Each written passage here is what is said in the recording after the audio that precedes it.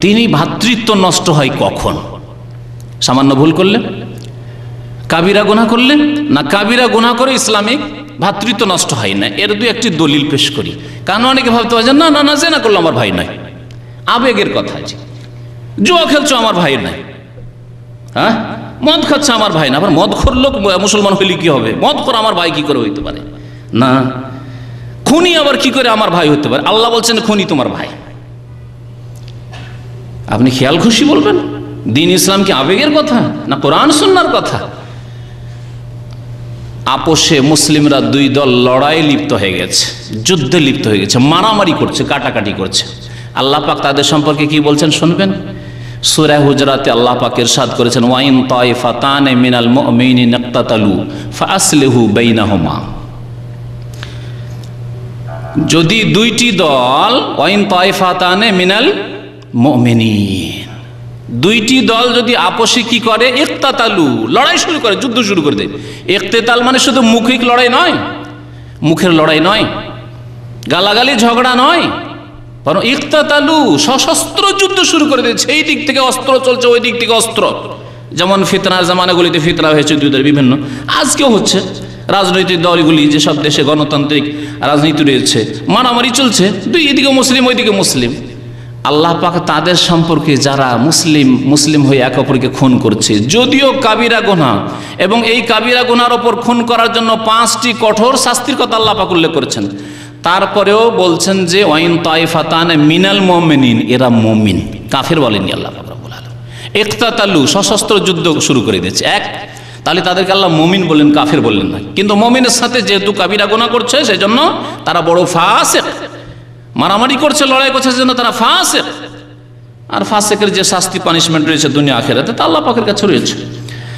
তারপরে আল্লাহ পাক বলছেন, ইন্নামাল মুমিনুনা ইখওয়াতুন ফাআসলিহু বাইনা আখাইকুম, নিশ্চয় মুমিনরা একে অপরের ভাই, সুতরাং মুমিনদের মধ্যে লড়াই যুদ্ধ বেঁধে গেলে তাদের মধ্যে মীমাংসা করে দাও। ফাআসলিহু বাইনা আখাওয়াইকুম, দুইবার করে আখ শব্দটি আল্লাহ ব্যবহার করেছেন এখানে।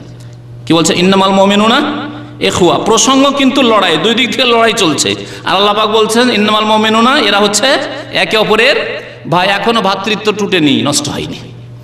ফাআসলিহু বাইনা আখাওয়াইকুম, দুই ভাইয়ে, দুই দলে যে লড়াই চলছে, দুটো এই দল ওই দল, এরা ভাই এক অপরের, সুতরাং তাদের মাঝে মীমাংসা করে দাও।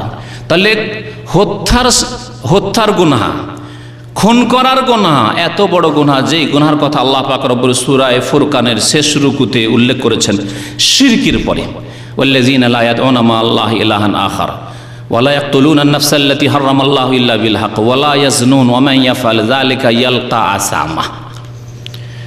3টি কাবিরা গুনাহর কথা আল্লাহ উল্লেখ করেছেন। একটি হচ্ছে শিরক, লা ইয়াদউনা মা আল্লাহি ইলাহান আখার, মুমিন যদি হয় তো আল্লাহ ছাড়া অন্যকে ডাকবে না। আর মুশরিক আল্লাহ ছাড়া অন্যকে ডাকে, ইয়া গৌসুল আজম মাদাদ, ইয়া খাজা বাবা মাদাদ, হ্যাঁ ইয়া হুসেন, ইয়া আলী, এসব করে।